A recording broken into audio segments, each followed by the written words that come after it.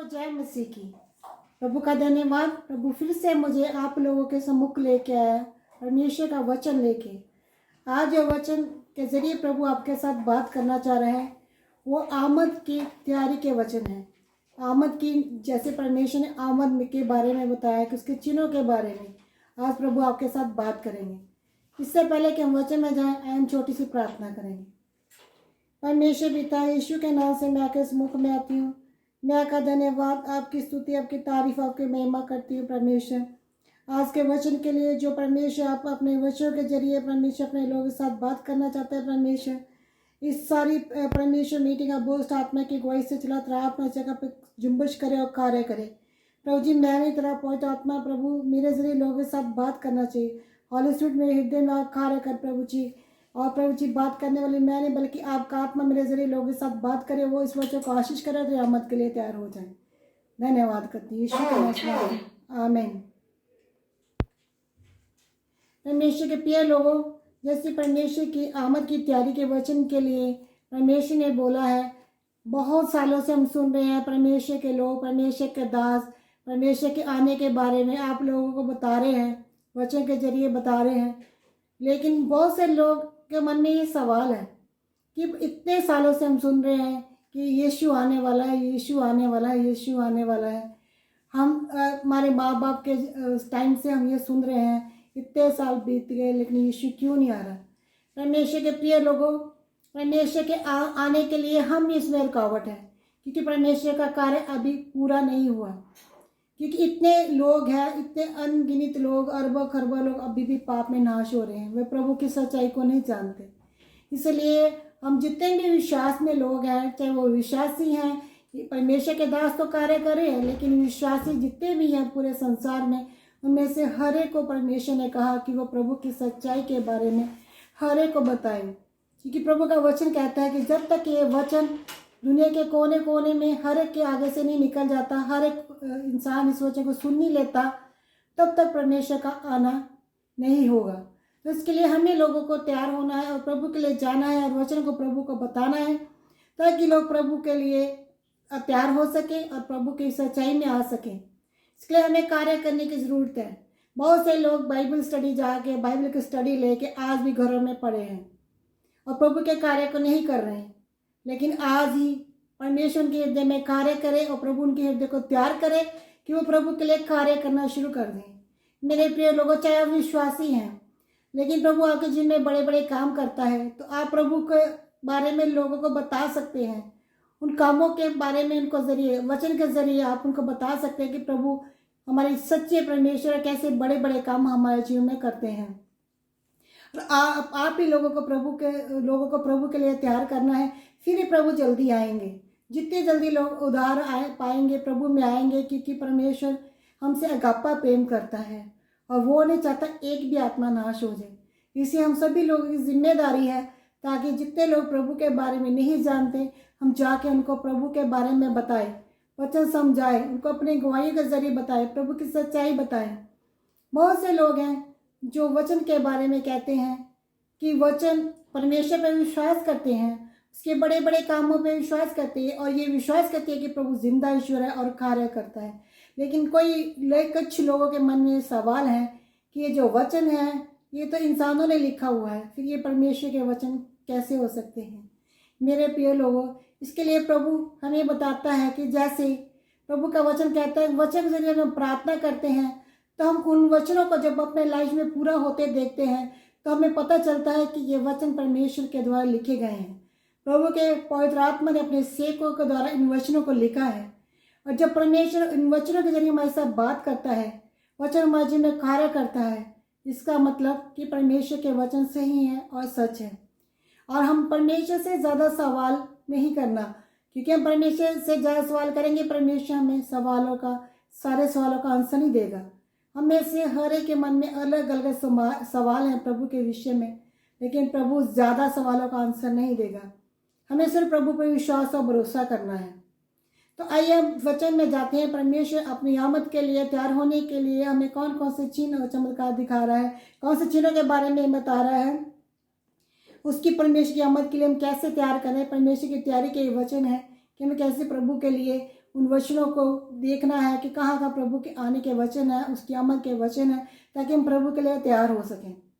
जैसा मत्ती 24:36 में लिखा है, और उस दिन और उस घड़ी के विषय में कोई नहीं जानता, ना स्वर्ग के दूत, ना पुत्र, केवल पिता। इसलिए हमें लोग जब पूछते हैं कि परमेश्वर कब आएगा, इतने सालों से हम इंतजार कर रहे हैं, इतने सालों से हमने प्रभु आएगा प्रभु आएगा, लेकिन इसके बारे में हम आपको नहीं बता सकते, क्योंकि इसके बारे में हम नहीं जानते। स्वर्गदूत नहीं जानते, पुत्र यीशु नहीं जानता, तो फिर हम कैसे जान सकते हैं। इसलिए हमें कुछ चिन्ह है जिनको देख के हमें पता चलेगा कि हाँ, प्रभु ने अपनी आमद के आने से पहले कुछ चिन्ह दिए हैं। उन चिन्हों को हम बाइबल में पढ़ते हैं, उस पर हमें विश्वास करना है, उन वचन पर विश्वास करना है, और वैसे ही जैसा वचन में होता है बहुत सी चीज़ें वैसे ही हो रही हैं। और हम देखेंगे कि परमेश्वर का वचन आगे क्या करता है, क्योंकि इस अंतिम दिन में परमेश्वर अपने बहुत से भेदों को अपने सेवकों के पास जाहिर कर रहा है। उसके ज़रिए परमेश्वर के लोगों तक उन भेदों को प्रभु प्रकट कर रहा है, क्योंकि प्रभु का वचन भी कहता है, जैसे दानियल 2:47 में, फिर राजा ने दानियल से कहा, सत्य तो यह है कि तुम लोगों का परमेश्वर सब ईश्वरों का ईश्वर, सब राजों का राजा और भेदों को खोलने वाला परमेश्वर है। इसलिए तू ये भेद प्रकट कर पाया। जब दानियल राजा के सपनों का भेद प्रकट करता था, तो उन्होंने कहा कि तुम्हारा जो परमेश्वर भेदों को खोलने वाला है। हाँ परमेश्वर के प्रिय लोगों, परमेश्वर ने अपने गहरे भेदों को अंतिम समय में भी अपने सेवकों के पास जाहिर कर रहा है, लोगों के पास जाहिर कर रहा है, ताकि लोगों को यकीन हो जाए कि जब ये चिन्ह हम देखेंगे, ये चीज़ें होंगी, तो परमेश्वर आ जाएंगे। जैसे हम थिस्सलुनीके 2:3-4 में पढ़ते हैं, परमेश्वर ने यहाँ में अलर्ट किया है। कैसे प्रभु ने अलर्ट किया, यहाँ पे हम देखेंगे, हमें सावधान होने के लिए कहा है। किसी रीति से किसी के धोखे में ना आना, क्योंकि वह दिन ना आएगा जब तक धर्म का त्याग ना हो ले। हाँ मेरे प्रिय लोग, अंतिम समय में धर्म का त्याग होगा, इसलिए हमें किसी के धोखे में नहीं आना, कि लोग हमें बहुत तरीके से गुमराह करते हैं, हमें अपने रास्ते से भटकाने के लिए वो तरह तरह के तरीके अपनाते हैं, लेकिन हमें उनके धोखे में नहीं आना, हमें सावधान रहना है। और लिखा है कि और वह पाप का पुरुष अर्थात विनाश का पुत्र प्रकट ना हो। हाँ, ये भी लिखा है कि पाप का पुरुष विनाश का पुत्र प्रकट होने का ये भी एक चिन्ह है, कि जब पाप का वो पुरुष, ये विनाश का पुत्र, जब पाप का पुरुष और विनाश का पुत्र प्रकट होगा, जो विरोध करेगा, वही है जो परमेश्वर का विरोध करता है, परमेश्वर के लोगों का विरोध करता है, परमेश्वर के वचन का विरोध करता है। जब वो प्रकट होगा तो ये एक निशानी है आमद के आने की, कि जब वो आएगा विनाश का पुत्र, तो ऐसे उसके आने पर ही ये चीज़ें घटित होंगी। आगे वो क्या दिखाता है कि वो हर एक से जो ईश्वर या पूजा कहलाता है अपने आप को बड़ा ठहराता है। वो अपने आप को सब ईश्वर से बड़ा कहे कि मैं बहुत बड़ा हूँ, सबसे बड़ा मैं हूँ, मेरी उपासना करो, मेरी पूजा करो, अपने को बड़ा ठहराएगा। यहाँ तक कि वो परमेश्वर के मंदिर में बैठकर अपने आप को ईश्वर ठहराता है। यहाँ तक कि वो परमेश्वर के मंदिर में भी बैठ के अपने आप को ईश्वर बोलेगा कि मैं ही ईश्वर हूँ, मैं ही परमेश्वर हूँ, मैं ही यीशु हूँ, इसलिए मेरी आराधना करो, मेरे ऊपर विश्वास करो, मेरी बातों पर विश्वास करो। लेकिन हमें इसके लिए सावधान रहना है, क्योंकि हम कैसे पहचानेंगे। बहुत से लोग हैं, जैसे हम वचन में पढ़ेंगे, बहुत से लोग हैं जो आके हमें कहेंगे कि मैं मसीह हूँ, मसीह यहाँ है, मसीह वहाँ है, लेकिन हमें उनकी बातों पे विश्वास नहीं करना। हमें परमेश्वर ने वो हॉली स्पिरिट, वो आत्मा दिया है जिसके ज़रिए हमें पता चल जाएगा कि हाँ, हमारा परमेश्वर का पुत्र यीशु मसीह, वो ही यीशु मसीह, असली यीशु मसीह कौन है, हॉली स्पिरिट हमें बताएगा। हमारा यीशु बादलों पर आएगा अपने स्वर्गदूतों के साथ, उनके साथ अनगिनत स्वर्गदूतों की फोर्स होगी, वो बादलों को हमें लेने के लिए आ रहा है, और उसके हाथों पैरों में शेड होगा। अब इस जरिए से आप प्रभु यीशु मसीह को पहचान सकेंगे। इसके बाद में हम ये पढ़ेंगे प्रकाशित वाक्य 13:16 से 18 तक। उसने छोटे बड़े, धनी कंगाल, स्वतंत्र दास, सबके दाहिने हाथ या उसके माथे पर शाप करा दी। अंतिम समय में जैसे कि हम पढ़ेंगे कि जैसे कहते हैं चिप का भी अभी ऐसा है कि आने वाले समय में जो लोगों की स्किन पर एक इंजेक्शन के ज़रिए जो चिप लगाई जाएगी, जिससे वो बैंक में जैसे पैसे निकलवाने हैं या जमा करवाने हैं, तो उसके ज़रिए सारा काम हुआ करेगा। और इसलिए परमेश्वर उसके विषय में बताया कि उस दिन चाहे वो छोटे हैं या बड़े हैं, धनी है, कंगाल है या स्वतंत्र या दास, सबके दाने हाथ या उसके माथे पर एक शाप करा दी जाएगी। शैतान के द्वारा ये शाप उनके हाथों पर आएगी। और फिर लिखा है इसके 13 के 17 में कि उसको छोड़ जिस पर शाप अर्थात उस पशु का नाम है, उसके नाम का को अन्य कोई लेन देन ना कर सकेगा। उस समय में प्रिय लोगों, जिसके माथे पर 666 की मोहर होगी या जिसके हाथ में शाप होगी, उसके साथ ही लेन देन किया जाएगा, अदरवाइज किसी और के साथ कोई लेन देन नहीं होगा।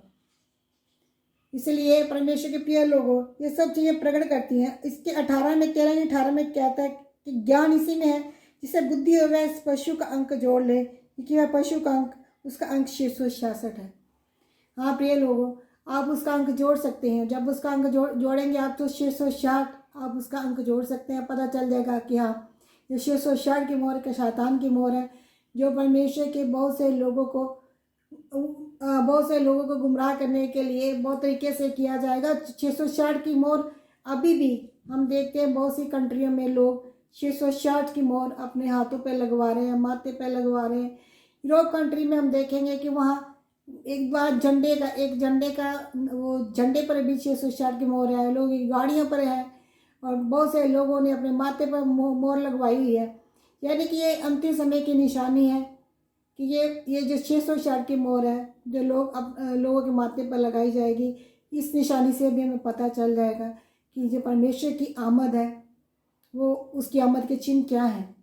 ये भी पार्ट 1 है जो मैं आपको बता रही हूँ। आगे पार्ट 2 में आपको इसके बारे में और बहुत सी निशानियाँ बताऊँगी, जैसे आपको कंफर्म हो जाएगा कि परमेश्वर की आमद की क्या निशानियाँ हैं, हमें उसकी आमद के लिए तैयार होना है। जैसे लूका 21 की 26 में क्या कहा गया है कि उस दिन क्या होगा, भय के कारण और संसार पर आने वाली घटनाओं की बाढ़ देखते देखते लोग जीना रहेगा। हाँ, डर के कारण उस समय लोग इन जब घटनाओं के बारे में देखेंगे लोग डर जाएंगे और उन पर भय आ जाएगा, बहुत बड़ा भय आ जाएगा और उनके संसार पर आने वाली घटनाओं का इंतज़ार करते करते जब उन्हें पता चलेगा बाइबल में कि अंतिम समय में क्या क्या होने वाला है, जब उन चीज़ों को देखेंगे तो उनके अंदर भय आ जाएगा और उनकी शांति जाती रहेगी। यानी उनके जी में जीना रहेगा, उनके जी में जीना रहना मतलब उनकी शांति जाती रहेगी, वो अपनी शांति को खो देंगे, उनके पास शांति ना रहेगी क्योंकि आकाश की शक्तियाँ हिलाई जाएंगी। अंतिम समय भी एक यह भी निशानी है कि अंतिम समय में आकाश की शक्तियाँ जो हिलाई जाएंगी। अब जैसे प्रकाशित वाक्य में पढ़ के देखो, सूर्य अंधेरा हो जाएगा और इधर बहुत बड़ा अंधकार आ जाएगा, वो बहुत बड़ा उस समय बहुत बड़ा क्लेश का दिन भी आएगा। मसीह लोगों के ऊपर बहुत सारे क्लेश होंगे। अब बाइबल के बारे में पढ़े तो बहुत सारी बातें हम सीखते हैं कि परमेश्वर के लोगों को कैसे 7 साल का क्लेश झेलना पड़ेगा। तो ऐसे परमेश्वर के लोगों के ऊपर वो दिन, वो अंधकार का दिन, परमेश्वर इससे पहले कि वो अंधकार का दिन हमें आए तो परमेश्वर के बारे में हमें चिन्ह दे रहा है ताकि हमें कंफर्म हो जाए कि प्रभु कब आने वाले हैं, ताकि हम उसके लिए तैयार कर सकें, अपने आप को तैयारी कर सकें। हम अपने आप की तैयारी कैसे करेंगे, हम कैसे अपने आप को तैयार करेंगे, इसके बारे में भी आपको मैं थोड़ी देर में बताती हूँ। इससे पहले हम ये कहेंगे, इसका आगे पढ़ेंगे कि तब जैसे लूका 21 की 27 में कहा गया है, तब वे मनुष्य के पुत्र को सामर्थ और बड़ी महिमा के साथ बादल पर आते देखेंगे। जब ये सब चीज़ें होंगी तब बहुत से लोग परमेश्वर को बड़ी सामर्थ के साथ, बड़ी महिमा के साथ बादलों पर आते देखेंगे और तब लोगों को कंफर्म हो जाएगा। जो लोग अभी विश्वास नहीं करते परमेश्वर के वचनों के ऊपर, परमेश्वर पर विश्वास नहीं करते, उन्हें पता चल जाएगा कि हाँ, जो मसीहा इतने सालों से हम कह रहे हैं अब वो आ गया है। वो बादलों पर अपने लोगों को लेने के लिए आएगा, वो अपनी दुल्हन को लेने के लिए आएगा और परमेश्वर के लोगों अपने साथ वो ले जाएगा। आगे हम पढ़ते हैं इसमें, जब ये बातें होने लगे तो सीधे होकर अपने सिर ऊपर उठाना, क्योंकि तुम्हारा छुटकारा निकट है। जब ये बातें हम होती देखेंगे तो हमें इसके लिए तैयार रहना है, हमें अपने ऊपर को देखते रहना है और हमें अपना सिर ऊपर उठाना है, क्योंकि हमारा छुटकारा बिल्कुल ही नज़दीक होगा। क्योंकि जब यीशु बादलों पर आ जाएगा मतलब ये कि हमारे जाने का समय हो गया है। अब आप कहेंगे कि हम अपने आप को आमद के लिए कैसे तैयार करें। मेरे प्रियो, आपको आमद के लिए तैयार करना है। आपने परमेश्वर ने जो कार्य आपको दिया उस कार्य को करना है।